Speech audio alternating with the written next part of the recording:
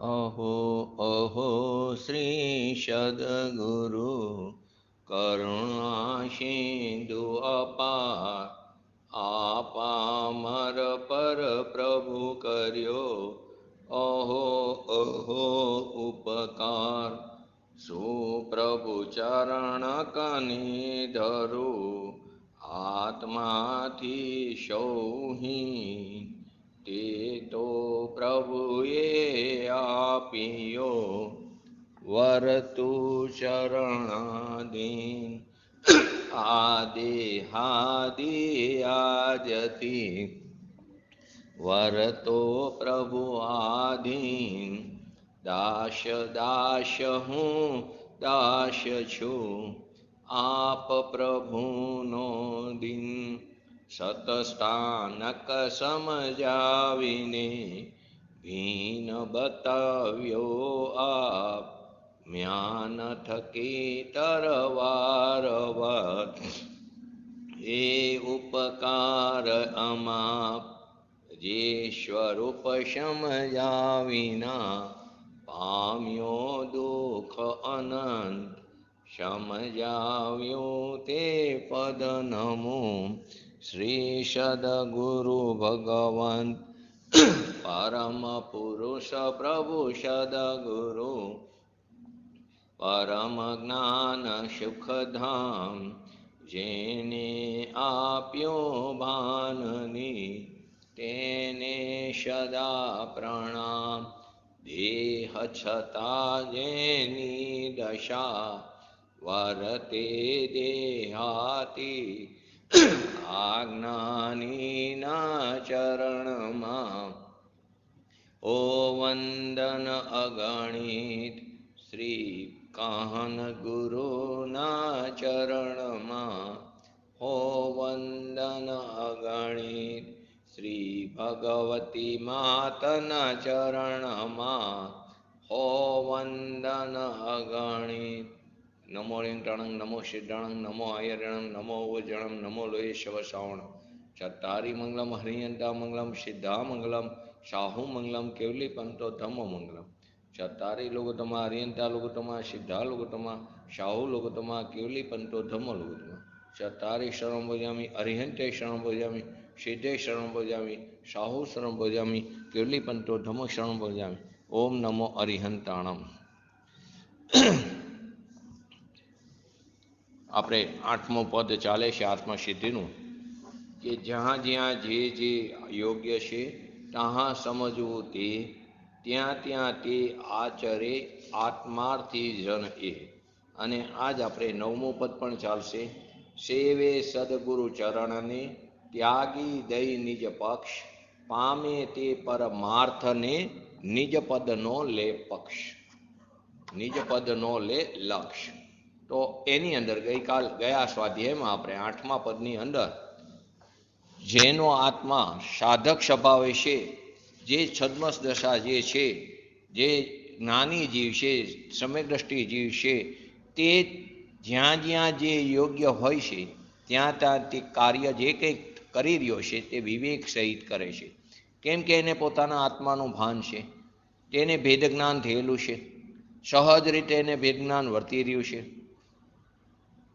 એવો જે છદ્મસ્ત જીવ છે, એવો જે જ્ઞાની જીવ છે, તે દરેક વસ્તુ અપેક્ષા જે કંઈ હોય તેને તે બરાબર યથાયોગ્ય સમજે છે.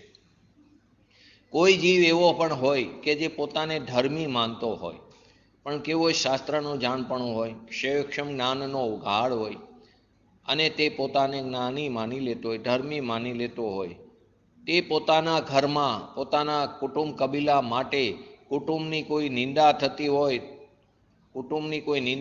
અથવા તેના કુટુંબની કોઈ નિંદા કરે તો તેની સામે તે ઝઘડો કરવા પણ તૈયાર થઈ જાય.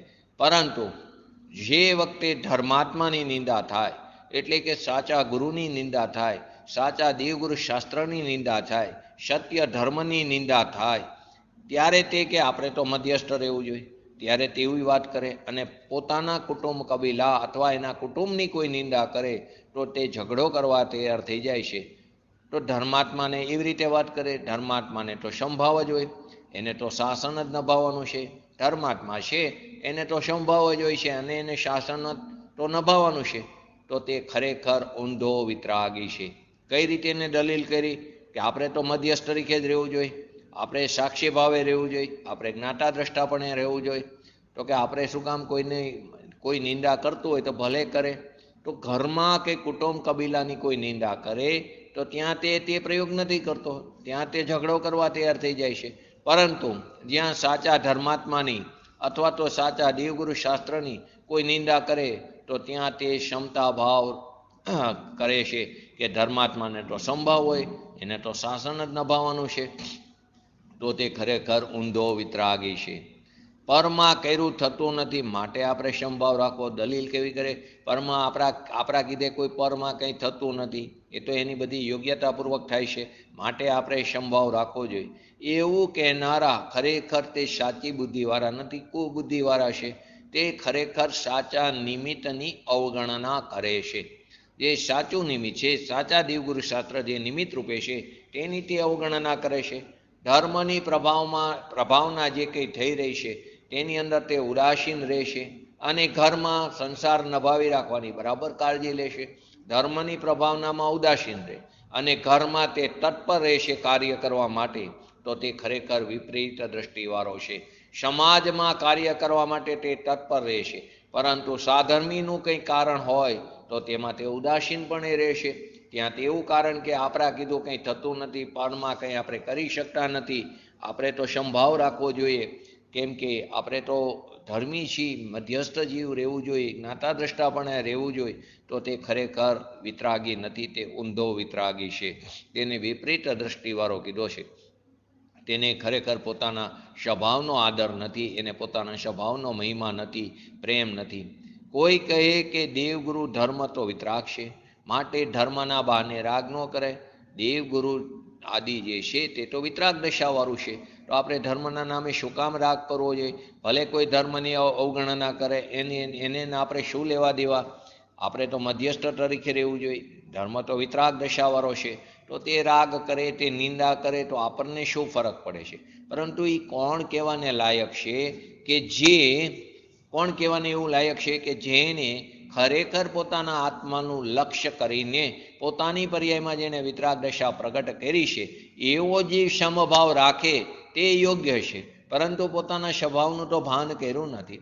કુટુંબ કબીલામાં અહીંયા સંભાવ રાખવાને બદલે તેના માટે કોઈની પણ સાથે ઝઘડો કરવા તૈયાર થઈ જાય. પરંતુ ધર્માત્માની કોઈ નિંદા કરે, એની અવગણના કરે, સાચા ધર્મની નિંદા કરે, તેની એ વાણીની મજાક ઉડાવે, જીનવાણીની, તો ત્યાં એમ કે એ તો ઉડાવે, એમાં આપણે શું કરીએ? આપણે તો સંભાવ રાખવો જોઈએ, મધ્યસ્થ ભાવ રાખવો જોઈએ. તો તે વિપરીત દ્રષ્ટિવાળો છે.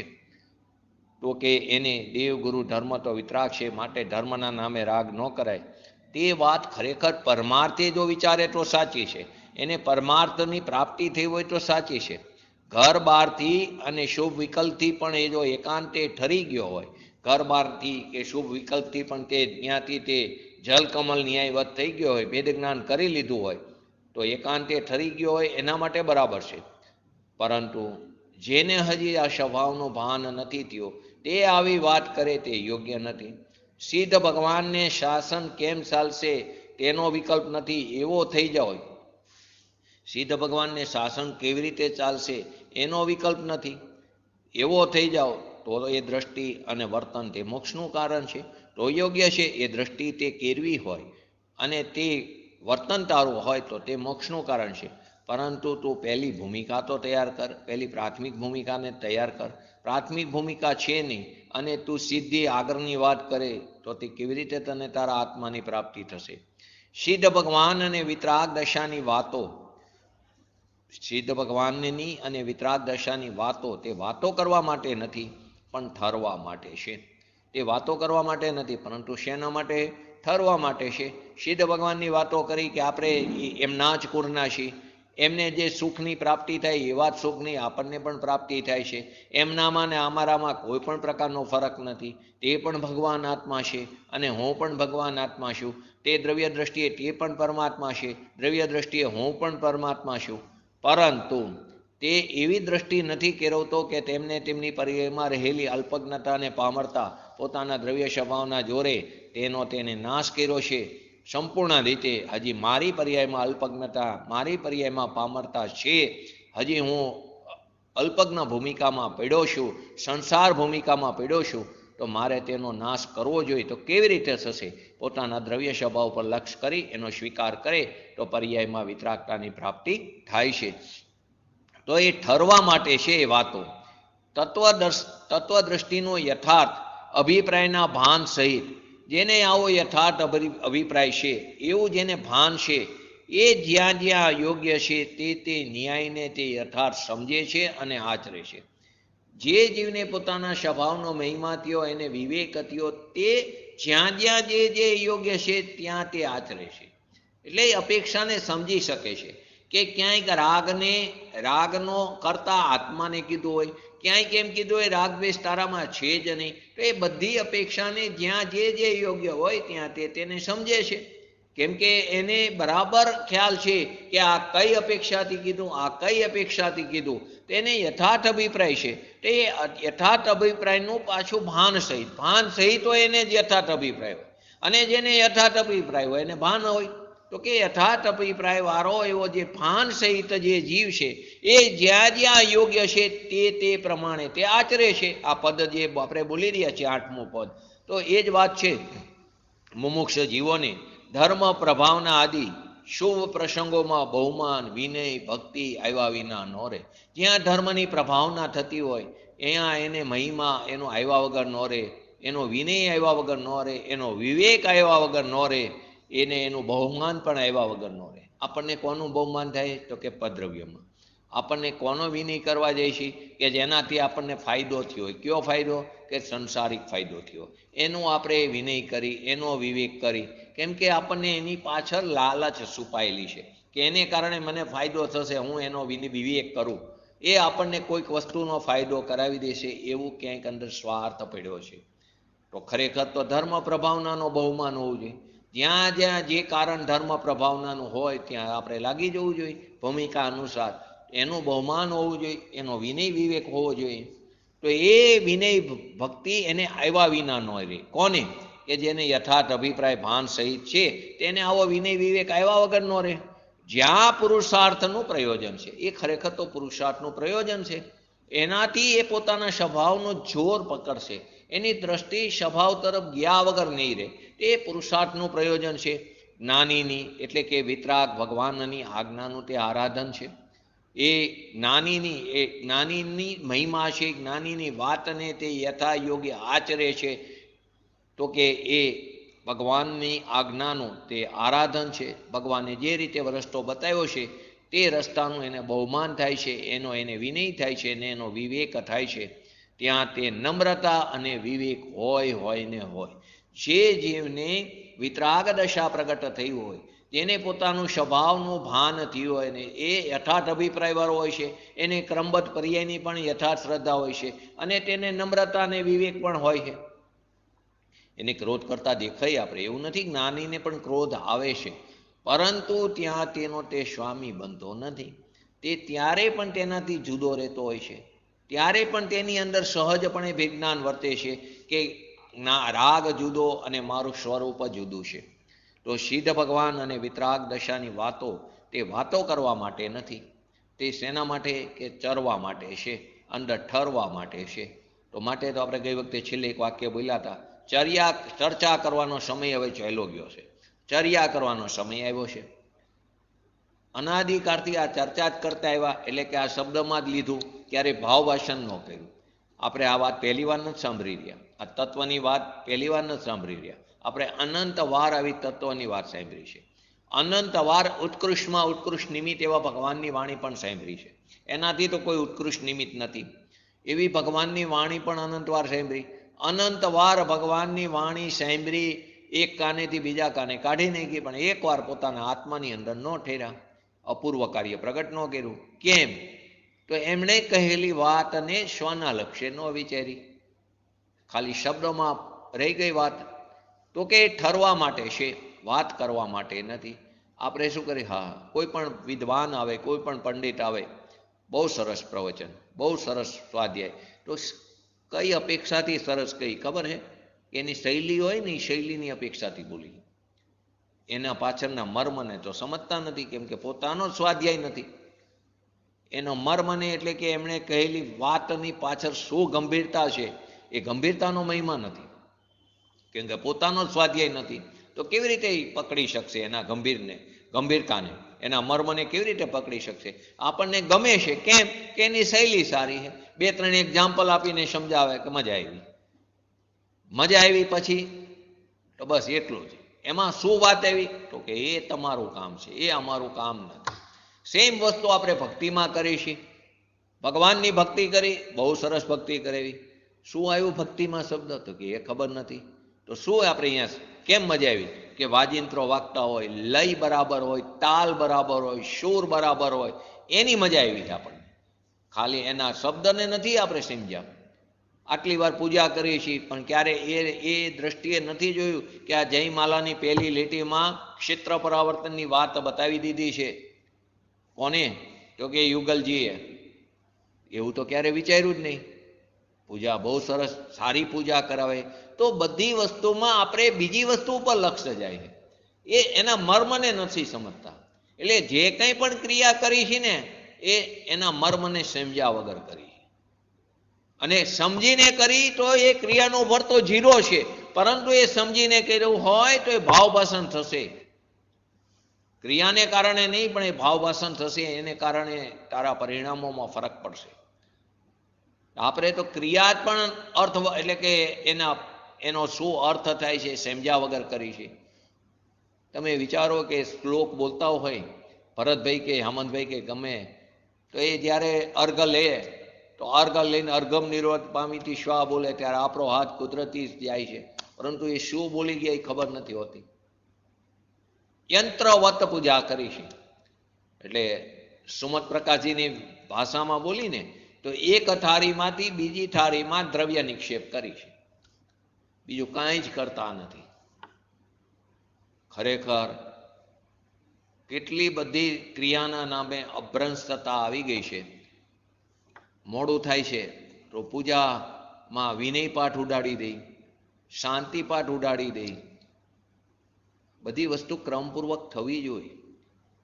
કેમ? તો કે આજ રથયાત્રામાં મોડું થયું, આજ આ મોડું થયું તો જલ્દી પૂજા પૂરી કરો ને એ સ્પીડે જવા દે, જલ્દી આગળ મોડું થશે.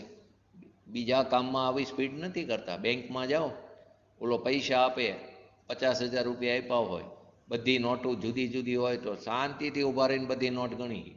અહીંયા ઉતાવળ નથી કરતા. કેમ? કે ઓછી થાય તો અહીં પૂજામાં કે જ્યાં અંદર જીનવાણીના મર્મ પડ્યા છે ત્યાં પણ આપણે વિધિપૂર્વક પૂજા નથી કરતા. જો આપણા આ બાજુના જ મંદિરોમાં વધારે પ્રવૃત્તિ ચાલુ રહી છે. જે ધ્યાન ગયું હોય તો ખ્યાલ આવે તમને. એની ક્રમ છે, એની વિધિપૂર્વક થવી જોઈએ પૂજા. શું કરવું જોઈએ પૂજામાં? સૌથી પહેલું શું બોલવું જોઈએ? બોલો. શું આવે પછી પૂજા ચાલુ થાય? બોલો. આમાં તો ઘણા લોકો રોજ પૂજા કરે છે. છાયાબેન બોલો, નિકુંજભાઈ બોલો. વિનય પાઠ ઉડાડી દઈશું આપણે. હમણાં રથયાત્રા ગઈ ને બધા મંદિરોમાં ગયા, એક મંદિરમાં વિનય પાઠ ઉડાડી દીધો હતો.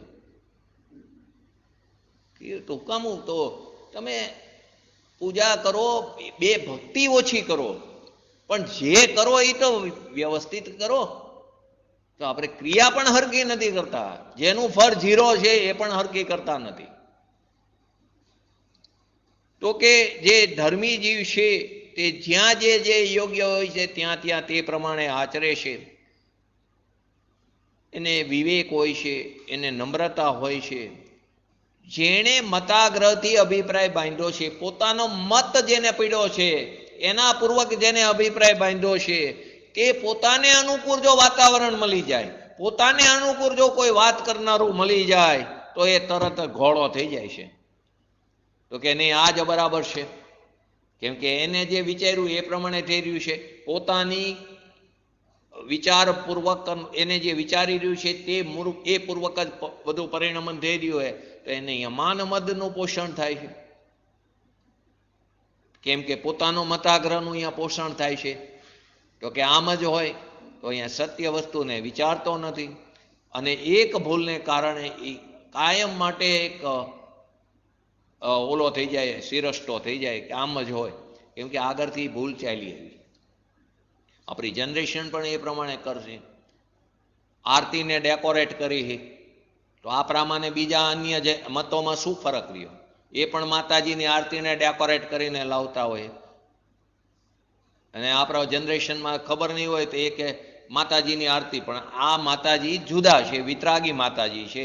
આપણે બેનશ્રીબેનને માતાજી કહીશું. હવે એ માતાજી બીજા છે, એ તો મિથ્યા દ્રષ્ટિ જીવશે. તો એમને એમ થઈ કે એમની આરતી ને આમની આરતી બધું હરખું થઈ ગયું. આરતી કોઈ ધર્મ નથી, આરતી તો ચાલી એવી છે. એનાથી ખાલી નિભાવ ખર્ચ જે તે સમયે મંદિરોનો થતો હતો, પૈસાની આવક થતી હતી. અને ખરેખર તો આરતી એટલા માટે ચાલુ થઈ કે પહેલાંના જમાનામાં મંદિરોમાં પ્રતિમાજીને મોમેડિયન કરતાં પણ હિન્દુ લોકોએ સૌથી વધુ નુકસાન કર્યું, ખંડિત કર્યું છે. મોગલોએ જેટલું નુકસાન કર્યું એના કરતાં પણ હિન્દુએ બહુ નુકસાન કર્યું છે. એ પ્રતિમાજી ખંડિત ન થાય એટલા માટે ગુફામાં રાખતા હતા.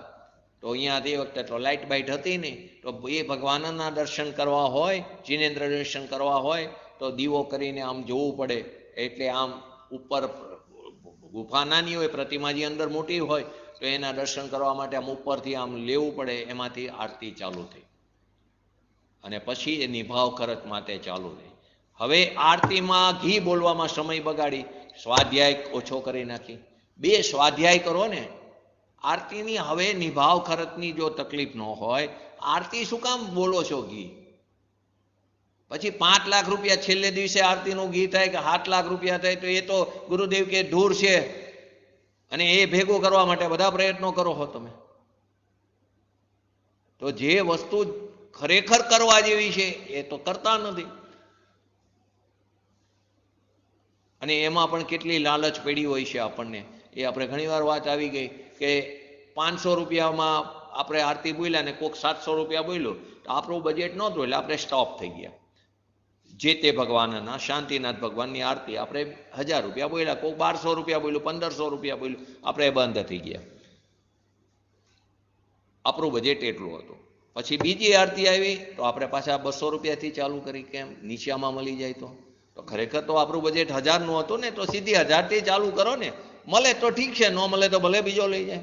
તો કે ના, 200માં મળી જાય. તો ધર્મના નામે આપણે શું કરી રહ્યા છીએ ક્યારે વિચાર્યું છે? અથવા તો કોઈ વ્યક્તિ વિશેષ અથવા તો કોઈ સ્પેશિયલ ભગવાનની આરતીમાં જ ઘી વધારે બોલાય. સિમંદર ભગવાન, પાર્શનાથ ભગવાન, કે જ્યાં એની માન્યતા હોય, કોઈ બાહુબલીજી ભગવાન. તો આ બધું શું ધર્મના નામે ખરેખર ધતિંગ કરી રહ્યા છે. આ ધર્મ નથી, ક્રિયા નથી સાચી. તો કે જે કોઈ આરતી કદાચ કરતા હોય તો આટલું આરતી મિનિમમ અહીંયાથી ઉપર બોલે ઠીક છે, પછી બીજી આરતી તમે અહીંયાથી જ બોલો, તમારે એટલા જ પૈસા વાપરવા હતા ને. અને કે નહીં, સિદ્ધ ભગવાનની આરતી નહીં, એમાં સૌથી ઓછું બોલે ઘી. કે જે પૂર્ણ દશા પ્રાપ્ત કરી છે એ ભગવાનની આરતીનું ઘી સૌથી ઓછું બોલાય. કેટલી કઈ પ્રકારની માનસિકતા છે વિચાર કરો. તો કે જેણે મતાગ્રહથી અભિપ્રાય બાંધ્યો છે તેને પોતાની અનુકૂળ જો વાતાવરણ મળી જાય તો એને તો બહુ મજા આવી જાય છે, હોડો થઈ જાય, એવું પૂજ્ય ગુરુદેવશ્રીના શબ્દ છે. તો કે જેને સાધક સ્વભાવ વિગડો છે, જેને પોતાની દશા પ્રગટ થઈ છે, તે જીવ યથાસ્થાને યથાર્થ ન્યાય વિચારીને સમજે છે. જેને સાધક દશા વિગડી એટલે કે વિતરાગ દશા જેને પ્રગટ થઈ છે, તે જીવ યથાસ્થાને યથાર્થ ન્યાય વિચારીને સમજે છે. અને એવું સમજવાની એને કામના છે. એને સમજવાની શું છે? કામના છે. અને એ અવિરોધ ન્યાય સમજવાનો કામી છે. અવિરોધ. અવિરોધ એટલે શું કીધું? કે અનાદિકાળ પહેલા જે કોઈ ભગવાન હતા, એમનું શાસનકાર હતું, એમણે જે વાત કરી તત્વની વાત, એમને જે વિતરાગ માર્ગની વાત કરી, એ જ માર્ગ અત્યારે અવિરોધપણે ચાલી રહ્યો છે. કેમ કે સત્યમાં ક્યાંય વિરોધ ન હોય. અસત્ય કલ્પિત વાત હોય ને તો એ બધાની અલગ અલગ પડે. સત્ય વાત હોય ને 500 વર્ષ હોય કે 50,000 કે 5 લાખ વર્ષ પહેલાની વાત હોય, એ અત્યારે પણ એ જ રહે.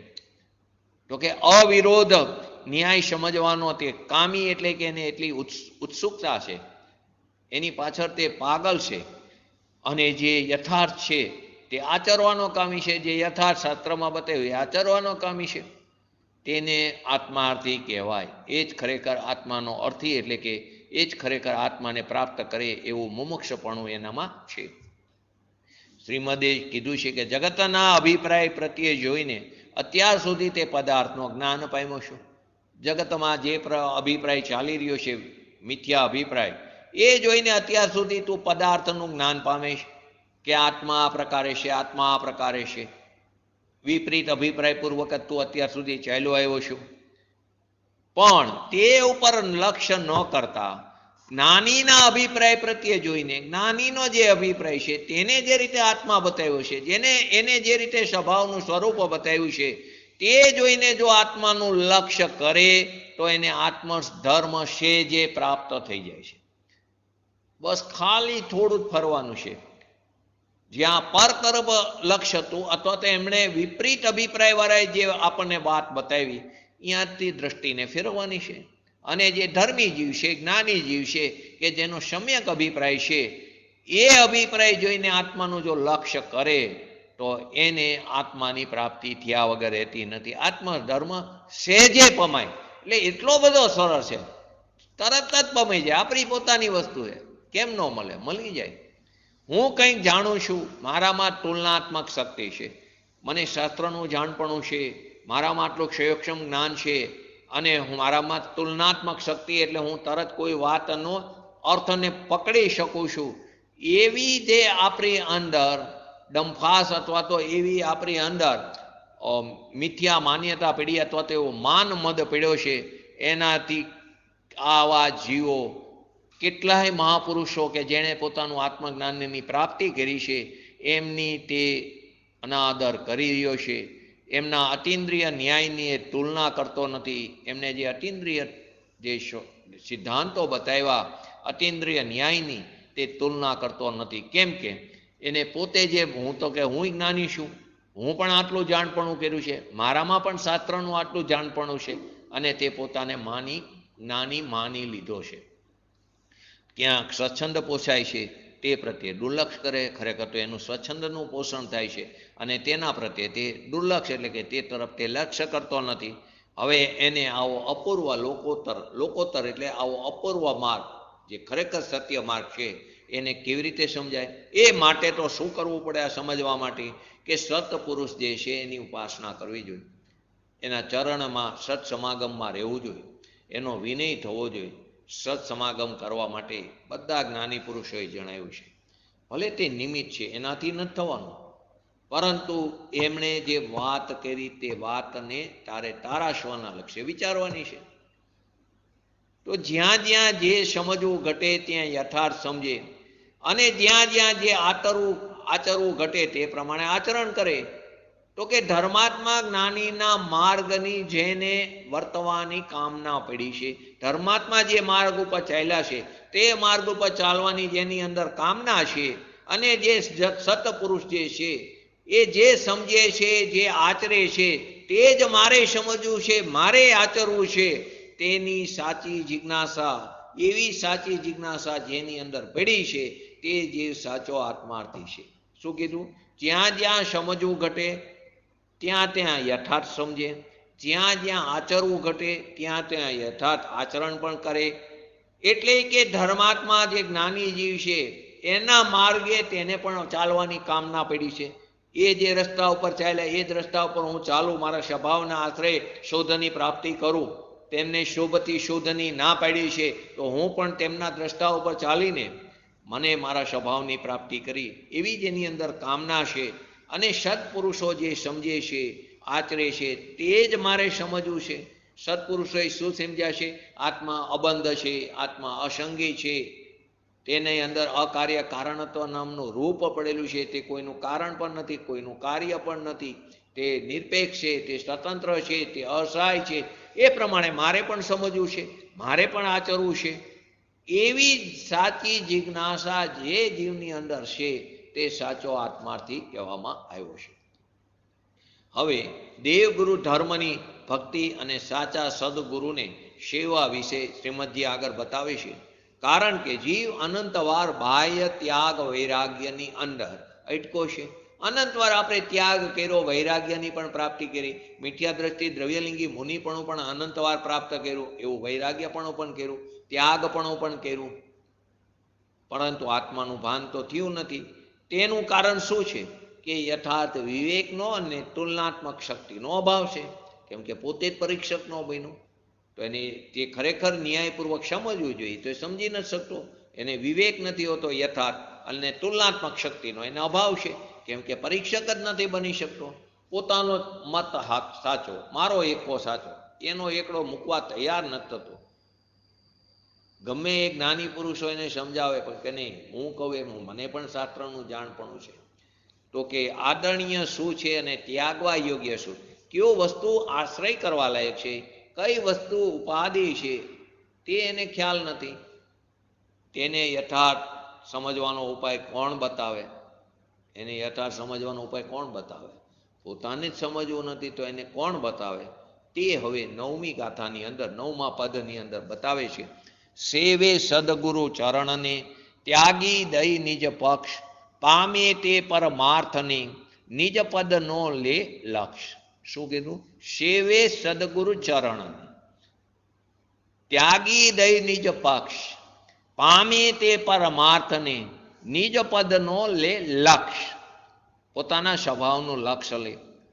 ત્યાગી દઈ નિજ પક્ષ, પોતાનો જે પક્ષ છે ને, અનાદિકાળનો મતાગ્રહ પડ્યો છે ને, એને તું ત્યાગી દે. નિજ પક્ષ, અજ્ઞાન દશામાં તું જે પક્ષ લઈને બેઠો છું ને, એને તું ત્યાગી દે. પામે તે પરમાર્થને નિજ પદનું લે લક્ષ. કોને પામે પરમાર્થને? કે જે નિજ પદનું લે લક્ષ. તો સેવે સદગુરુ ચરણને, એનો એને મહિમા હોવો જોઈએ, એને વિવેક હોવો જોઈએ. પૂજ્ય ગુરુદેવશ્રીના નિમિત્તે પંચમકાળના અંત સુધી આત્મા શબ્દ સાંભળવા મળશે. તત્વની વાત જીવંત રહેશે. જૈન ધર્મ જીવંત રહેવાનો છે એમના નિમિત્તે. તો એમનો વિવેક હોવો જોઈએ. એ ન હોત તો આપણે પણ આવા શુભ ભાવમાં જ પડ્યા રહ્યા હોત. વ્રત, તપ, ઉપવાસ આદિ. કેમ કે આપણે અન્ય જૈન ધર્મમાં માનતા હોત. તેમનો ઉપકાર છે, માટે તેમના ઉપકારનો પ્રતિ ઉપકાર કરવા માટે પણ આપણે અસમર્થ છીએ. તેવો વિનય વિવેક પણ હોવો જોઈએ. તેવા સદગુરુના શરણને સેવવું એટલે કે એમણે કહેલી વાતને અનુસરવું જોઈએ. પોતાના નિજ પક્ષને ત્યાગી દેવો જોઈએ. પોતે જે અનાદિકાળથી વિપરીત માન્યતા લઈને બેઠો હોય કે શુભથી શુદ્ધની પ્રાપ્તિ થાય, અગૃહિત મિથ્યાત્વ લઈને બેઠો છે, એવા નિજ પક્ષને તેને ત્યાગવો જોઈએ. અને પરમાર્થી પામે તે પરમાર્થને, પોતાના સ્વભાવને પામે. પણ કોણ? કે જે નિજ પદનો લે લક્ષ. તો પહેલું જ પદ આવ્યું હતું કે જે સ્વરૂપ સમજ્યા વિના પામ્યો દુઃખ અનંત, સમજાવ્યું તે પદ નમો શ્રી સદગુરુ ભગવાન. તો આપણે આપણા સ્વરૂપને સમજ્યા નથી, માટે આપણે અનાદિકાળથી રખડતા આવ્યા છીએ. આચાર્ય ભગવાન તે જ્ઞાની પુરુષોએ, ભગવાને વારંવાર આપણા આત્માનું સ્વરૂપ બતાવ્યું. આપણને ભગવાન આત્મા કહીને બોલાવ્યા. આપણો આટલો મહિમા કરે તો એમનો મહિમા નથી આવતો, એનો વિનય વિવેક આવતો નથી. જ્યાં ને ત્યાં આપણે શીનવાણીની, ભગવાનની વાણીની વિરાધના કરી રહ્યા છીએ. કેમ કે એમની વાતને વિચારતા નથી. તો કે જે પદ કહ્યું, જે પદ કીધું, તે પદ તને સમજાયું નથી. એમણે તો બતાવ્યો એ રસ્તો, પણ તને સમજાણું નથી. કેમ? કે તારી અંદર સ્વચ્છંદ પડ્યો છે, તારી અંદર પ્રતિબંધ છે, સમજવાનો કોઈ અંદર જિજ્ઞાસા જ નથી. તેમને ટાળવાની વિધિ પોતાની મેરે ન સમજી શકે. એને કેવી રીતે ટાળવું એ પોતાની મેરે ન સમજી શકે. માટે તો કીધું દેશના લબ્ધિ પૂર્વક જ સમ્યક દર્શનની પ્રાપ્તિ થાય. પણ એનો પણ અર્થનો અનંત કરી નાખ્યો કે દેશના લબ્ધિ પૂર્વક એટલે દેશના લબ્ધિથી જ સમ્યક દર્શન થાય, એમ નથી. જે જીવે પોતાના સ્વભાવનો આશ્રય કર્યો એને સમ્યક દર્શન, એને જ સમ્યક દર્શન થાય છે. પરંતુ તેને દેશના લબ્ધિ નિમિત્ત રૂપે હોય છે, હોય ને હોય. દેશના લબ્ધિ પૂર્વક એટલે કે ત્યાં એને નિમિત્ત હોય ને હોય. એનો અર્થ એવો નથી કે દેશના સાંભળી માટે સમ્યક દર્શન થાય. એ તો પરલક્ષી થઈ ગયું. એનાથી થોડું આત્મિક જ્ઞાન થાય, એ તો સ્વભાવના આશ્રય થાય. તો કે એ કોઈ પણ વસ્તુ એને કેવી રીતે રાગદ્વેષને ટાળવો, એ જે વિધિ છે એ પોતાની મેરે નહીં સમજી શકે. આપણને અત્યાર સુધી ક્યાં ખબર હતો? આપણે તો રાગ દ્વેષનો ત્યાગો એટલે શું માનતા હતા? તો કે જમવાનું છોડ્યું એટલે કે અમને જમવા પ્રત્યેનો રાગ ઓછો થયો. તો કે જમવા પ્રત્યેનો રાગ નથી ઓછો થયો, અંદર તો લાલસા પૂરેપૂરી પડી છે કે 8 દિવસ નથી જમવું, ઉપવાસ કરવા છે, અઠ્ઠાઈ કહીશી, પછી 9મા દિવસે તો પાછી એનાથી ડબલ ઈચ્છા ઉત્પન્ન થાય છે, કેમ કે અંદર દબાયેલી પડી હતી. હવે એને આપણે શું માની લીધું કે મને એના પ્રત્યે રાગ નથી થયો. એ સમયે અન્નના રચકણોને આવવાની યોગ્યતા નહોતી તારી પાસે, તો તને આવો વિકલ્પ આવ્યો અને તે એવું માની લીધું કે મેં જમવાનું છોડ્યું એનો રાગ છે. ખરેખર તો એ રચકણો જ આવવાના નહોતા તારી પાસે, અને તું પદ્રવ્યને ગ્રહણ જ નથી કર્યું, તો છોડવાની વાત ક્યાં આવે છે તારી પાસે? તો કે માટે જે યથાર્થ તત્વને જે સમજ્યા છે એવા સદગુરુ પાસે પોતાનો વિવેક સમજવા માટે, જે ખરેખર પોતાના સ્વરૂપનું જેને ભાન થયું છે એવા જ્ઞાની જીવ, એવા છદ્મસ જીવ, એવા સાધક જીવ પાસે પોતાનો મત, પોતાનો આગ્રહ અને પોતાનું માન આદિનો પક્ષ છોડી દઈને સરળ ભાવે, મધ્યસ્થ ભાવે, નમ્રતાપૂર્વક, વિવેકપૂર્વક સદગુરુના ચરણને સેવવા. કેટલી વસ્તુ બતાવી કે સદગુરુ પાસે પોતાનો વિવેક સમજવા માટે, પોતાનો એટલે પોતાના સ્વભાવનો મહિમા સમજવા માટે, પોતે જે અનાદિકાળથી ચાલતો આવ્યો છે જે મત એની અંદર, એ મતનો એને ત્યાગ કરવો જોઈએ, એ મતને છોડવું જોઈએ. એ મત, એનો આગ્રહ, હઠાગ્રહ જે છે, મતાગ્રહ છે, એ માન આદિનો પક્ષ જે એની અંદર પડ્યો છે, એને છોડી દઈને કીધું એ પણ વ્યવહારની વાત છે, છૂટી જાય છે. તું તારા સ્વભાવનો મહિમા કર તો આ બધું છૂટી જવાનું છે. એને છોડી દઈને સરળ ભાવે તું સદગુરુના ચરણને સેવ. પોતાની પવિત્રતાએ ઈષ્ટ નિમિત્ત આવ્યા વગર નહીં. તે આવી ભાવના કરીએ છીએ તો ભાવના અનુસાર ભવન થયા વગર નહીં રહે, તો 5 સમવાયને ગોતવા નથી જવા પડતા, તે ચોખ્ઠા ગોઠવાઈ જ જાય છે. નિમિત્ત પણ આવી જાય, નિમિત્તને ગોતવા નથી જવું પડતું કે પહેલાં હું સાચા ગુરુને શોધી લો પછી વાહ. તો એ તો તું વિકલ્પમાં રહ્યો, સાચા ગુરુ કોણ, એમ નથી. તું તારા સ્વભાવનો મહિમા કર, તું તારા સ્વભાવનો સ્વીકાર કર, તું તત્વની આરાધના કર, તો તને યોગ્ય નિમિત્ત મળ્યા વગર નહીં રહે. મળશે ને મળશે. પોતાનો સ્વચ્છંદ, પોતાનો જે મતાગ્રહ, હઠાગ્રહ જે છે એનો ત્યાગ કર્યો એટલે પોતાને સાચો માર્ગ અને જ્ઞાની સત્પુરુષોની ઓળખાણ થયા વગર નહીં રહે. એને પોતાનો સાચો માર્ગ, ખરેખર રસ્તો કયો છે કે જે રસ્તા ઉપર હું ચાલીને હું મારી નિધિની પ્રાપ્તિ કરી શકે, એ રસ્તાને એને ખ્યાલ આવશે, કેમ કે એને પથદર્શકની ઓળખાણ થઈ ગઈ છે કે આ ખરેખર રસ્તો કોણે બતાવ્યો ને કોણ સાચા છે એનો એને ખ્યાલ આવી ગયો છે. એની એને ઓળખાણ થઈ જ જાય છે. એને નક્કી નથી કરવું પડતું, કેમ કે અંદરથી જ એને તત્વને પામવાની ઈચ્છા થઈ છે. માટે કોઈ કહે છે અમે તો ઘણા સાધુને જોયા, અમે 10 વર્ષ સુધી સાધુ સાથે જીવન વિતાવ્યું, અમે 10 વર્ષ સુધી અમે એનો સમાગમ કર્યો, એમની સાથે અમે ધર્મ કથાને પણ શ્રવણ કરી. તો એને કહે છે પૂજ્ય ગુરુદેવશ્રી કે આમાં તમે તે નવીન શું કર્યું? આ તો તે અનાદિકાળથી તું કરતો આવ્યો છો, અનંતવાર કર્યું છે.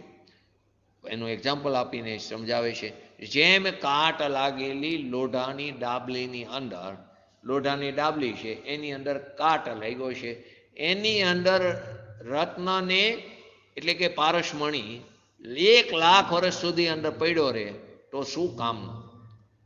હવે કોઈ ગરીબ માણસ છે એને એની કિંમતની જ નથી ખબર, ચમકતો પથ્થર સમજી લે છે, ચમકતો પથ્થર સમજીને એ રાખી મૂકે છે, અથવા તો 2-3 રોટલીના ઓલામાં એ વેચી પણ દે છે જે આજનું જમવાનું મળ્યું, કેમ કે એને એની મહત્તાની જ ખબર નથી. અથવા તો એ લોઢાની ડાબલીમાં પડ્યો રહ્યો કાટ લાગેલી, પણ એ તારા શું કામનો? જેમ અત્યારે આ દિગંબર શાસ્ત્રો કહી નવા થોડા ગુરુદેવે કહ્યું છે, એ તો અનાદિકાળથી આ ધર્મ ચાલી રહ્યો છે, પરંતુ એ ક્યાં પડ્યા રહ્યા હતા? તો કે મંદિરોમાં હતા, ક્યાંય બહાર જ નહોતા આવ્યા. એ એમણે બહાર લાવ્યા, એમાં શું વાત છે તે વાતનો તેમને ફેલાવો કર્યો. આડતિયા બનીને શબ્દ આવે છે પૂજ્ય ગુરુદેવશ્રી, એ આડતિયા બનીને એનો ફેલાવો કર્યો. તો કે 1 લાખ વર્ષ સુધી કે 2 લાખ 5 લાખ વર્ષ સુધી, હજારો વર્ષો સુધી પડ્યો રહે હીરો તો શું કામનો? માર્ગની વિધિ અને ન્યાય સમજ્યા વિના તું આંધળી દોટ મૂકી તો શું કામ? માર્ગ ક્યાં માર્ગે તને નિધિની પ્રાપ્તિ થશે એ વિધિની જ તને ખબર નહીં હોય અને તું આંધળી દોટ મૂકીશ. કોઈ આપણે જવું છે સોનગઢ, હવે સોનગઢનો રસ્તો ખબર નથી તો ગમે એ રસ્તા ઉપર દોડવા માંડી અથવા તો ગમે રસ્તા ઉપર ચાલવા માંડી તો આવવાનું હોય સોનગઢ? તો નહીં આવે. સોનગઢના બદલે કદાચ એવું બનશે કે અહીંથી સોનગઢ 150 કિલોમીટર, આપણે 500 કિલોમીટર દૂર જતા રહીશું, ઊંધા રસ્તા ઉપર ચાલી છીએ.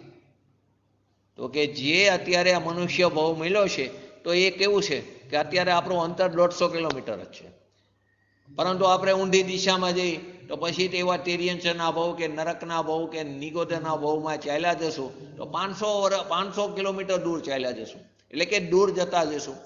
પાછું ક્યારે ત્રસપણું પ્રાપ્ત થશે એ ખ્યાલ નહીં આવે. ક્યારે પ્રાપ્ત થશે એવા કોઈ ઉત્કૃષ્ટ શુભ ભાવ થશે તો ત્રસપણું પ્રાપ્ત થાય છે, તો એનું તો આપણને ખ્યાલ નથી. તો કે ખરેખર જે રસ્તા ઉપર ચાલુ છે તે રસ્તાનું આપણે ખરેખર વિચારવું જોઈએ કે એમણે બતાવ્યો છે તે રસ્તા ઉપર એને સમજ્યા વગર ગમે એટલી આંધળી દોટ, ઘણા નથી કહેતા કે આંધળી જ મહેનત કરે છે, ખરેખર જેટલી મહેનત કરવી જોઈએ એના કરતાં 10 ગણી મહેનત કરે પણ એને કોઈ રિઝલ્ટ નથી આવતું. લૌકિકમાં પણ ઘણા છોકરા હોય ને એ સિલેબસ આખું ગોખી નાખે, કરી નાખે, પણ એનાથી ઘણા ઓછી મહેનતવાળા હોય પણ એને ખબર છે કે આમાંથી આટલું જ આવે, આમાંથી આટલું આવે, એને આખું એ પ્રમાણે મહેનત કરે, એને વધારે માર્ક્સ આવે. કેમ કે એને ખ્યાલ છે કે કઈ વિધિ ઉપર હું ચાલીશ તો મને એનું રિઝલ્ટ મળશે. એ તો લૌકિક વાત છે. અહીં પણ એમ કે તું આ રસ્તા ઉપર ચાલીશ, તારે કંઈ છોડવાનું જ નથી, બધું છૂટું જ છે, છૂટાને છૂટા તરીકે જાણ તો તારું કાર્ય થઈ. પણ આપણે શું કરીએ? એની જે મમતા છે ને મમતાને છોડીને ખરેખર છોડવાનું શું? પદ્રવ્ય તો છૂટા છે પણ પદ્રવ્યની જે મમતા છે ને એ મમતા જે પેઢી છે મમતાને છોડવાની છે, એને દ્રષ્ટિમાંથી એને હટાવવાની છે, તો પોતાનો મહિમા આવશે એ હટી જવાની છે. પણ એ વિધિનો આપણને ભરોસો નથી, ઓલો તરત ફાયદો થાય છે, આમાં આપણને ફાયદો થઈ રહ્યો છે એનો ભરોસો નથી. તો કે નિજ પક્ષ છોડીને સાચી ઓળખાણ વડે પોતાના પક્ષને છોડી દેવો જોઈએ. કેમ કે અનાદિકાળથી રખડતા આવ્યા તો આપણો પક્ષ તો ખોટો છે, તો એ નિજ પક્ષને છોડીને સાચી ઓળખાણ વડે જીન આજ્ઞાનું જો સેવન કરી, જે જીનેન્દ્ર ભગવાને જે વાત બતાવી છે એવી જીન આજ્ઞાનું સેવન કરી તો જ આપણને આપણા આત્માની પ્રાપ્તિ થાય છે. આત્માનો જેમ જે રીતે સ્વભાવ છે અથવા તો વસ્તુ સ્વરૂપ જે રીતે છે તેને તે પ્રકારે યથા યોગ્ય માની તો આત્માની પ્રાપ્તિ થશે. અજીવને અજીવ તરીકે જાણી, અજીવને અજીવનું સ્વરૂપ જે છે તેને તે રીતે યથા યોગ્ય જાણી તો પણ એનું નામ સમ્યક જ્ઞાન કીધું. પૂતગલ એટલે કે 6 દ્રવ્ય જેમ છે તેનું સ્વરૂપ જેમ છે તેમ યથાર્થ જાણી તો પણ એ સાચું જ્ઞાન કીધું. તો કે વસ્તુ સ્વભાવ છે જે રીતે છે તેમ સમજે, તે જ રીતે શ્રદ્ધે અને તે જ રૂપે આચરે કે વર્તે તો સહજ રીતે આનંદ સ્વભાવનું એને વેદન પોતાના આત્માના અસંખ્ય પ્રદેશે થયા વગર નથી રહેતું. તો સમ્યક શ્રદ્ધાને વિપરીત અભિપ્રાય રહિતપણે સમજે. જે સમ્યક શ્રદ્ધા છે એનો જે વિપરીત અભિપ્રાય અનાદિકાળથી જે પડ્યો હતો એને છોડીને, નિજ પક્ષને છોડીને એ વિપરીત અભિપ્રાય રહિત જો સમજે, આચરે અને પોતાના સ્વસન્મુખ જે જ્ઞાન છે એને જ્ઞાનપણે સમજે, એને આચરે અને આત્માનું યથાર્થ જે ચારિત્ર, આત્માનું જે ચારિત્ર છે તે યથાર્થ ચારિત્રપણને સમજે અને આચરે. ત્રણેય વસ્તુ આવી: શ્રદ્ધા, જ્ઞાન અને ચારિત્ર. સૌથી પહેલાં શું લીધું? શ્રદ્ધા લીધી. શું લીધું? સમ્યક શ્રદ્ધાને વિપરીત અભિપ્રાય રહિત પણ એ સમજે અને આચરે. શ્રદ્ધાને વિપરીત અભિપ્રાય જે અનાદિકાળથી પડ્યો છે એનાથી રહિતપણે સમજે અને આચરે. પછી સ્વસન્મુખનું જે જ્ઞાન છે એ જ્ઞાનને જ્ઞાનપણે સમજે અને આચરે. અને ત્રીજું લીધું આત્માનું ચારિત્ર એટલે કે યથાર્થ ચારિત્રપણે સમજે અને આચરે. આત્માનું ચારિત્ર સ્વભાવમાં સ્થિર થવું એનું નામ ચારિત્ર છે. બહારનું પંચમહાવ્રત, 28 મૂળ ગુણોનું પાલન તે ચારિત્ર નથી. તો કે જેને તે યથાર્થ સમજાયું નથી આ વસ્તુ એ યથાર્થ સમજવાની જિજ્ઞાસા રાખે. આપણને નથી સમજાણું કેમ કે કાર્યની પ્રાપ્તિ નથી થઈ. બોલવામાં ફાવે પણ આપણને કાર્યની પ્રાપ્તિ નથી થઈ એનો અર્થ એમ કે આપણને યથાર્થ સમજાણું નથી. ભલે બધી ખબર છે, રાગ જુદો છે, આત્મા જુદો છે, બોલી પણ છીએ, સમજાવી પણ શકી છીએ, પણ એ સમજાવવામાં રહી ગયા, બોલવામાં રહી ગયા. ભાષા પ્રજ્ઞાનું કાર્ય છે, વાણીનું કાર્ય છે, પરંતુ આત્માને આપણે ઓળખી શક્યા નથી. પરંતુ યથાર્થ સમજવાની જે જિજ્ઞાસા રાખે, પ્રયત્ન કરે, સ્વસન્મુખ તરફ થવાનો પ્રયત્ન કરે, જે ખરેખર સાચો પ્રયત્ન કરે તે આત્માર્થી છે. બાકી તો આ જે ધારણા જ્ઞાન છે, આ દેહ છૂટશે એટલે અહીંને છૂટી જવાનું છે. આ ધારણા જ્ઞાનની કોઈ કિંમત નથી, કેમ કે 11 અંગ અને 9 પૂર્વનું જ્ઞાન પણ છૂટી ગયું છે. એવું અનંતવાર કર્યું છે આપણે. તો કે ત્યાગી દઈ નિજ પક્ષ. ત્યાગી દઈ નિજ પક્ષ એટલે પોતાના પક્ષનો પૂર્વાગ્રહ. તો કે અનાદિકાળથી એ જ કરતા એવા છે કે શુભ ભાવથી શુદ્ધની પ્રાપ્તિ થાય, અથવા તો વ્રત તપ ઉપવાસ આદિ જે શુભ ભાવ છે તેને ધર્મ માનીને બેઠા, અથવા તો વ્યવહાર કરતાં કરતાં નિશ્ચયની પ્રાપ્તિ થાય, અથવા તો વ્યવહાર રત્નત્રય તે પણ મોક્ષ માર્ગ છે, એનાથી પણ મોક્ષ માર્ગની પ્રાપ્તિ થાય. તો કે તે પોતાનો જે અનાદિકાળનો જે પક્ષનો જે પૂર્વાગ્રહ છે, ઊંધી માન્યતા જે આપણી પડી છે, વિપરીત માન્યતા પડી, શરીર અને આત્માને એક માની લીધો છે એક ચિત્ર વગર સંબંધને કારણે, તો એ સર્વથા ત્યાગ કરવાનું કીધું છે. દ્રષ્ટિમાંથી એને છોડવાનું કીધું છે. પોતાની દ્રષ્ટિમાં જે નિર્ણય થયો, પોતાની દ્રષ્ટિમાં જે નિર્ણય થયો એમાં આપણે શું કર્યું? અનાદિકાળથી સર્વસ્વને કલ્પીને એમાં પોતાની માન્યતાને, પોતાના સ્વચ્છંદને પોષણ આપ્યું છે.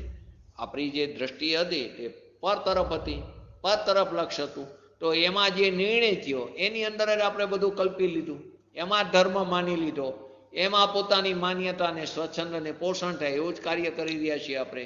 અને કહે છે ઘણા તો એમ કે અમને તો અમારા આત્માનું તેજ બિંબ, એટલે કે અમને તો આત્માનો પ્રકાશ દેખાય છે, અમને આત્મા પ્રતિભાસ થાય છે, આભાસ થાય છે. આગળ પણ આવી ગયું, આત્માનો કોઈ ચમકારો બંકારો થતો નથી. જે પ્રકાશ થાય છે ને, પ્રકાશ એ તો કોની હે? પૂતગલ દ્રવ્યની પર્યાય છે.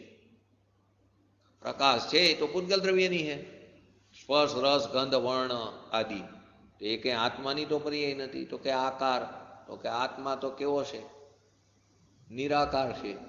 એટલે કે આકાર છે, પરંતુ વ્યવહારથી દેહ પ્રમાણ, બાકી તો નિશ્ચયથી તો અસંખ્યાત પ્રદેશ પ્રમાણ છે. તો આકાર કેવી રીતે દેખાણો? આવા પ્રશ્નો થાય કે અમને રાતના આમ કંઈક આભાસ થયો. એ આભાસ જ છે. ખરેખર આપણને આપણું સમ્યક દર્શન થયું હોય, આપણને આપણા આત્માની અનુભૂતિ થઈ હોય, ખ્યાલ આવે, આવ્યા વગર ન રહે. ભાવસ્વરૂપ જ્ઞાનમાં એનું વેદન થયા વગર ન રહે. આપણને વેદન થયું અને આપણને ખબર ન પડે તો એ વેદન જ નથી. તો તે ખરેખર વેદન નથી. તો શું કહે છે? એની અંદર અમને આત્માનું તેજબિંબ દેખાય છે, એની અંદર અમને દેવ દેખાણા, ભગવાન દેખાય છે, ભગવાનનું સમોસરણ દેખાય. એ તો પોતાની જે કલ્પના કરી છે ને, જે જ્ઞાન નહીં સમજો ને એમાં આવી જાય છે. કેટલી એવી કલ્પના પણ એમાં આકાર લે છે. સપનો જે અંદર શબ્દો મૂક્યો છે, એક સપનો કહો કે કલ્પના, એ એની અંદર આકાર લઈ રહી છે. જ્ઞાનની અંદર સત અને અસત બંને બધી વસ્તુ ત્યાં આકાર લઈ રહી છે. જ્ઞાનનું કાર્ય છે. તો કે સ્વચ્છંદને પોષણ આપે અને કે અમને આત્માનું તેજબિંબ દેખાય છે, દેવ દેખાય છે, અથવા કે મને તો પૂર્વજન્મના સંસ્કાર છે વગેરે અનેક કલ્પના દ્વારા પોતાની દ્રષ્ટિને ઊંધી માન્યતા કરી છે, પોતાની દ્રષ્ટિને વિપરીત તરફ લઈ ગયો છે. અમને તો પૂર્વભવના સંસ્કાર છે. એવું પણ બને કોઈ મિથ્યા દ્રષ્ટિ હોય તો એને એવું અવધિ જ્ઞાન પણ લબ્ધિ રૂપે પ્રગટ થાય. કોઈ અવધિ જ્ઞાન હોય તો એને સ્વર્ગ પણ દેખાય, નરક પણ દેખાય. એ તો બધી લબ્ધિ છે. એનાથી શું ફાયદો આત્માને? આગળ આવે છે પ્રવચનમાં પૂજ્ય ગુરુદેવશ્રીને, સ્વર્ગ નરક પણ દેખાય. એનાથી કઈ તો લબ્ધિ છે. ચક્રવર્તીને પણ જ્યોતિષી વિમાનના દેવોની અંદર રહેલા અસંખ્યાત ચૈત્યાલયના જીનેન્દ્ર ભગવાનના દર્શન, જીનબિંબના દર્શન કરે. એ તો એક લબ્ધિ છે. એનાથી શું ફાયદો? એ તો એ લબ્ધિ તો આપણે પણ અનંતવાર પ્રાપ્ત કરી, એમના જેવી નહીં, પણ બીજી આ અવધિ જ્ઞાન જેવી લબ્ધિ તો અનંતવાર પ્રાપ્ત કરી છે. પણ શું કરવાનું? એ લબ્ધિ, એ અવધિ જ્ઞાનનો શું ફાયદો? અવધિ જ્ઞાન એ કેવળ જ્ઞાન એ લબ્ધિ છે. કેવળ જ્ઞાન એ લબ્ધિ છે. કેવળ જ્ઞાન પણ લબ્ધિ છે. ખરેખર તો આત્માની અનુભૂતિ થાય એ જ અગત્યતા છે. જેવો આત્મા છે તેવો આત્માની પર્યાયમાં રચના થઈ જાય. ત્યાં દ્રવ્ય અને પર્યાય એવો કોઈ ભેદ નથી રહેતો, અભેદ પરિણમન થાય છે. તો કે આવી અનેક કલ્પના દ્વારા પોતાની જે ઊંધી માન્યતા છે એને પૃષ્ઠ કરે છે.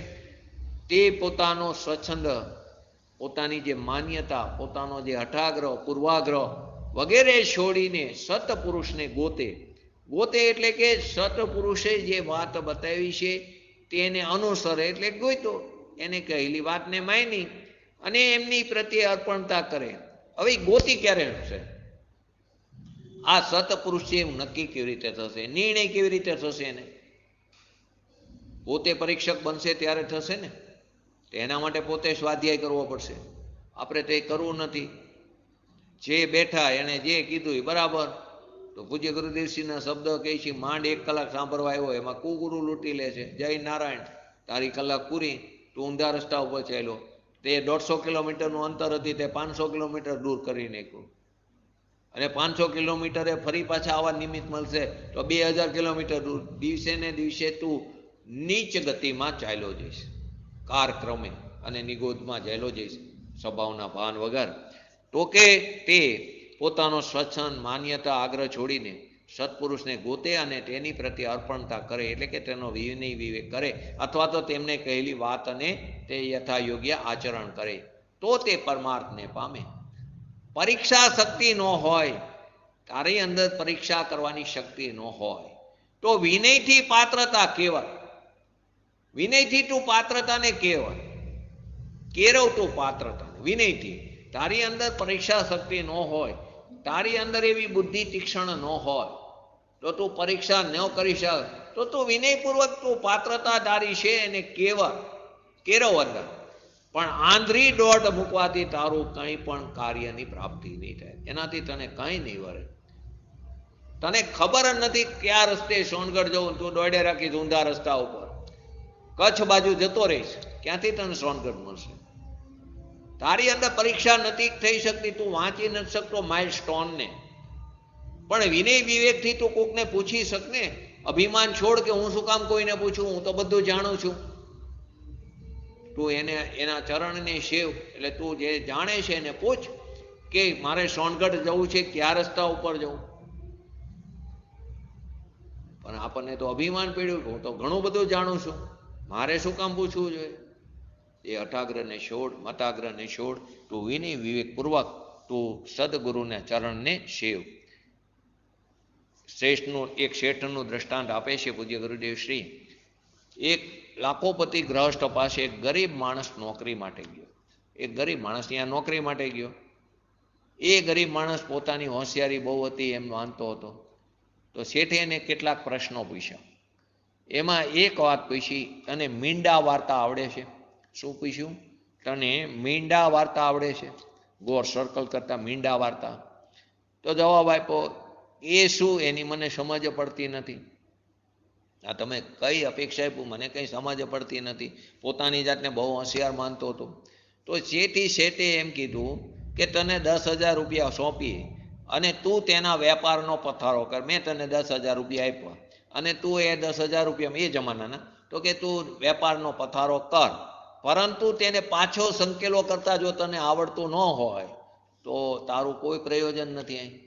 એટલે મીંડા વાર્તા, પથારો પાથરતા આવડે પણ એને હંકેલતા ન આવડે તો શું કરવાનું?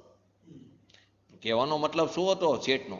કે મેં તને 10,000 રૂપિયા આપ્યા, તે પથારો કર્યો, હવે એને હંકેલવો કઈ રીતે એ તને ગતાગમ ન પડતી હોય તો એવું મારે કોઈ પ્રયોજન નથી. તારું પણ એ મારે તારું કોઈ પ્રયોજન નથી, મારે કંઈ કામનો નથી તું. એમ જો સદગુરુની સેવા કરવી હોય તો તારી સ્વચ્છંદતાથી પોતાની મેરે જે માન્યતા કલ્પના કરી હોય એના ઉપર તું મીંડા મૂકી દે, એને તું હંકેલી લે. એમ જેમ વેપારને હંકેલવાનું કીધું ને, ધારો કે તમે એજન્સી લીધી હતી જીગરભાઈ, હવે તમારે નથી કામ કરવું, તો એ હંકેલતા તો આવડવું જોઈએ ને, નહીંતર શું થશે? નુકસાન જશે ને. પથારો પાથરવો પણ એને હંકેલતા આવડવું જોઈએ ને. ભલે એનો સમય જાય પણ હંકેલવું તો પડશે જ ને. ઓછું નુકસાને કામ પતે. હવે તો હંકેલશો ભાઈ, આ ઈ નહીં ફાવે તો શું થશે? જે કર્યું એ બધું જવાનું, તો આ મનુષ્ય પર્યાય ચાલી જવાની. અહીં એમ કહે છે કે તે પથારો કર્યો એટલે કે તે બધા શાસ્ત્રોનું જાણ પણ કર્યું, પણ તે અમલમાં જ ન મૂક્યો તો શું કરવાનું? આ મનુષ્ય પર્યાય ચાલી જવાની છે.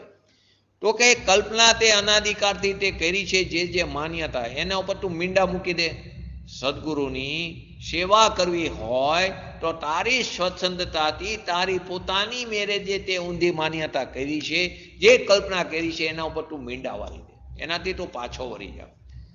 લોકો કઈ કઈ કલ્પનામાં ધર્મ માનીને બેઠા છે. કોઈ સેવામાં ધર્મ માન્યો, દેશ સેવામાં ધર્મ માને છે. દેશ સેવા કરવાની ના નથી, પણ દેશ સેવામાં ધર્મ માની લીધો. કોઈ લોક સેવામાં ધર્મ માની લીધો. લોક સેવા કરવી એ જોઈએ, પરંતુ એ ધર્મ નથી. એ સ્વાધ્યાયના ભોગે ન થવું જોઈએ, પોતાના આત્માના હિતના ભોગે ન થવું જોઈએ કોઈ પણ વસ્તુ. તો કે સેવામાં ધર્મ માન્યો હોય, પુણ્ય દાનમાં ધર્મ માની લીધો હોય કે હું આટલું દાન આપું.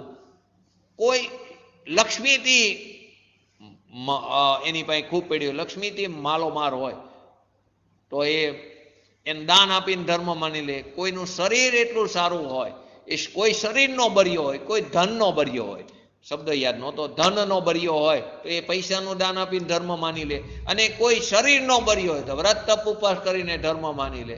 આવી તો ઊંધી માન્યતા ઘણી પડી છે. તો કે એ ભક્તિથી કોઈ ધર્મ માની લે છે. ઘણા એમ કે નહીં ભગવાનની ભક્તિ, ઘણા મતમાં એમ કે બસ ભગવાનની ભક્તિ કરે રાખો, તો એ ધર્મ નથી. એના ગુણગાન ગાવા જોઈએ, એનો વિનય વિવેક હોવો જોઈએ, પણ તે ધર્મ નથી, તે શુભ ભાવ છે. પૂર્વાગ્રહમાં પડ્યો હોય આ બધા અને પોતાનો પક્ષ નક્કી કર્યો હોય તો તે બધી માન્યતાના પથારાનો પક્ષ તું તજી દે. જેટલી માન્યતા પડી છે બધાનો તું પક્ષ તજી દે, એનો અંકેલો કરી લે, તો જ તને સત્પુરુષની ઓળખાણ અને સેવા થઈ શકશે. તો જ તું સાચા પુરુષની ઓળખાણ કરી શકીશ અને તો જ તું એની સેવા કરી શકીશ. અહીંયા બે પ્રકારના જીવો આગળ લીધા, તે ક્રિયાજળ અને શુષ્ક જ્ઞાની. ત્રીજા પદમાં એ ક્રિયાજળ અને શુષ્ક જ્ઞાની જગતમાં શા માટે રખડે છે? જગતમાં શેને કારણે રખડે છે? બધાને મોક્ષ સુખની પ્રાપ્તિ જોઈએ છે, બધાને શાશ્વત સુખની પ્રાપ્તિ કરવી છે, બધાને મોક્ષ સુખની ઈચ્છા છે, છતાં એ રખડે છે. કોઈ ક્રિયામાં પડ્યા રે, ક્રિયાજળ છે, ક્રિયામાં ધર્મ માનીને બેઠા. કોઈ શુષ્ક જ્ઞાની શાસ્ત્રોનું જાણ પીણું કર્યું, અમને તો ઘણો ધર્મ, અમે તો કેટલો શાસ્ત્ર સ્વાધ્યાય કરી છે, અમે તો રોજ સવારે પૂજ્ય ગુરુદેવસિંહની સીડીમાં અમારો પોતાનો જ નીત રોજ સ્વાધ્યાય છે, પરંતુ અમલમાં તો કે ઝીરો. તો એ બધા શુષ્ક જ્ઞાની છે. બધાને શાશ્વત સુખની પ્રાપ્તિ કરવી છે, પણ સુખ કેવી રીતે પ્રાપ્ત થાય, ક્યાં પ્રાપ્ત થાય, ક્યાં પડ્યું છે એ તો ખબર નથી. એની શું વિધિ છે પ્રાપ્ત કરવાની, એ વિધિની ખબર નથી. છતાં કેમ રખડે છે તે આશંકાનો જવાબ આપે છે. મત દર્શન વગેરેની અનેક વિચિત્ર માન્યતા છે.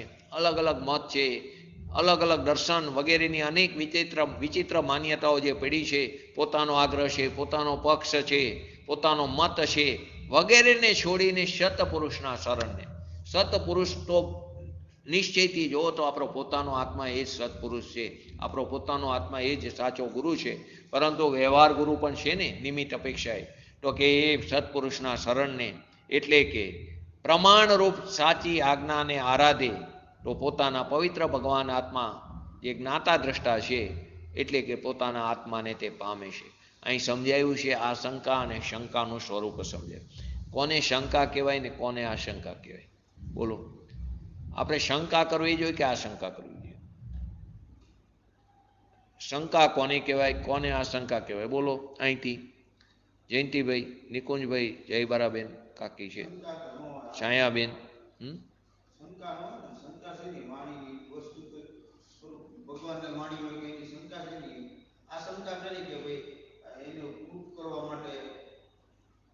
જવાબ બરાબર છે, બોલતા નથી ભાઈ, સમજો હું બરાબર. શંકા અને આશંકામાં ફરક શું છે? તમારી વાતમાં જ્ઞાની પુરુષ છે અને તમારી વાતમાં મને શંકા થાય છે, એવો જીવ છે એને કોઈ પરાણે સમજાવી નહીં શકે. એટલા માટે તો અનુભવ પ્રકાશમાં દીપચંદજી કહે છે, તેરી અશુદ્ધતા બી બળી. અનંત તીર્થંકર આવે તો એને નહીં સમજાવી શકે. તમારી વાતમાં મને શંકા થાય છે, એને કોઈ સમજાવી નહીં શકે પરાણે. પોતાને સમજવાની ઈચ્છા હોય તો સમજાવી શકાશે. અને આશંકા એટલે તમારી વાત સાચી છે પણ અમને સમજાતું નથી માટે સમજાવો, એ આશંકા. તમારી વાત સાચી છે એ વિનય વિવેક કયો ને, એને સેવાહી આપણે સદગુરુની. પૂજ્ય ગુરુદેવશ્રી હયાત હતા તો એમના પ્રશ્ન માટે એમના જે બધા સવાર ને બપોરના પ્રવચનો થતા તો રાત્રે પ્રશ્નોત્તરી થતી, રાત્રે ચર્ચા થતી હતી, રાત્રે પ્રવચન નહોતા થતા, પૂજ્ય ગુરુદેવશ્રી આપતા. રાત્રે ઘણીવાર પ્રવચનમાં પણ બોલે છે, અત્યારે પ્રશ્નો ન પૂછતા, રાત્રે પૂછજો, કેમ કે અત્યારે લિંક તૂટે ને, બહુ ન રાત્રે તમારે વિશેષ ખુલાસો કરવો હોય તો રાત્રે. તો રાતને પ્રશ્નો થતા હતા તો એના વિનય વિવેકપૂર્વક, ભાઈ તમે કીધું સાહેબ, તમે કીધું વાત બરાબર પણ અમને સમજાતું નથી માટે સમજાવો. ઓલા તો એમ કે તમારી વાતમાં મને શંકા છે, તો એને કોઈ નહીં સમજાવી શકે. એને સમજવાની ઈચ્છા હશે તો જ સમજાવી શકે. તો આશંકા અને શંકા વચ્ચે આટલો ફરક છે. તો હંમેશા પ્રશ્ન જે થાય છે એ આશંકા રૂપે હોવા જોઈએ, શંકા રૂપે ન હોવા જોઈએ. શંકા રૂપે હોય તો કે તમે જ્ઞાનીનો અનાદર કરી રહ્યા છો, ધર્મી જીવનો, છદ્મસ જીવનો, સાધક જીવનો અનાદર કરી રહ્યા છે. એમને કહેલી વાત તો સત્ય છે, તો એમાં શંકા ન હોવી જોઈએ. આશંકા થાય, આપણને નથી સમજાતું, તમારી વાત સાચી છે પણ અમને સમજાવો, તો આટલો ફરક છે આશંકા અને શંકા વચ્ચે. ઘણા તો ઇન્ટેન્શનલી પૂછે, ઇન્ટેન્શનલી કંઈક એવો પોઈન્ટ હોય, એ પોઈન્ટને કારણે સમાજમાં વિગ્રહ થાય એ માટે પણ પૂછે, કે એને કારણે સમાજમાં વિગ્રહ થઈ જાય. પૂછ્યું હતું ને શ્રીમદજીને, ઉપર તો આપણે તો બન્યું જ હતું, પણ શ્રીમદજીને કોઈ પૂછ્યું હતું કે કૃષ્ણ ભગવાન ક્યાં છે. હવે જો સાચો જવાબ આપે તો વિગ્રહ થાય સમાજમાં, તો જ્ઞાનીજીવ પણ એવો જવાબ આપે શ્રી કૃષ્ણ એમના આત્મામાં છે. હવે એમ કે અત્યારે નરકમાં છે તો શું દશા થાય હિન્દુઓમાં, સમાજમાં વિગ્રહ થાય. હાથે કરીને પ્રશ્ન પૂછ્યો હતો. આગળ આવે છે અહીં જે ગાથા ઉપર પદ ઉપર આપણે ઉપર સ્વાધ્યાય હોલમાં ચર્ચા થઈ હતી, ઇન્ટેન્શનલી પૂછાણું હતું. તો પૂજ્ય ગુરુદેવશ્રીના પ્રવચનમાં પણ, હજી 2 દિવસ પહેલાના પ્રવચનમાં પણ આવ્યું હતું કે એ શ્વેતાંબર શૈલી હતી એટલે ભૂલ છે, એ ભૂલ હતી એવું ક્લિયર પૂજ્ય ગુરુદેવશ્રીએ લખ્યું 2 પદની અનુલક્ષીને.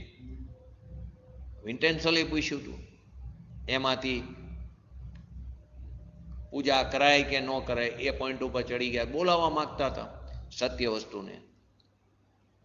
તો ખરેખર જે સત્ય વસ્તુ જેમ છે અને જેમ છે એમ યથાયોગ્ય વાત કરો. સમાજને સમતોલન રહેવું હોય તો રહે, ન રહેવું હોય તો ન રહે, પણ સત્યનો પક્ષ ન છોડતો.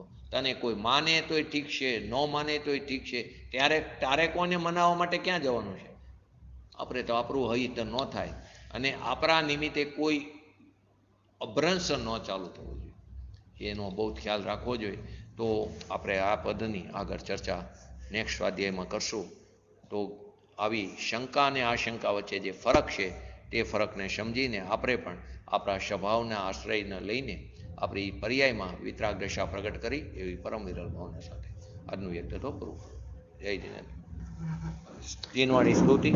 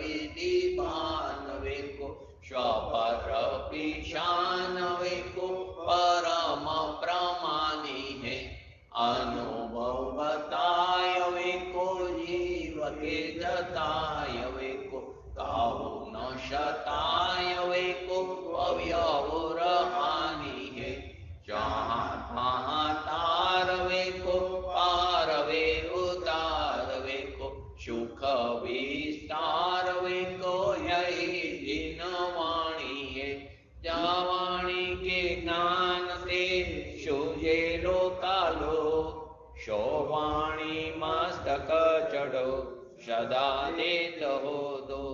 નમો રિંગટાણંગ, નમો સિદ્ધાણંગ, નમો આયુર્યણંગ, નમો અવજણંગ, નમો લો ઈશવ શ્રવણ.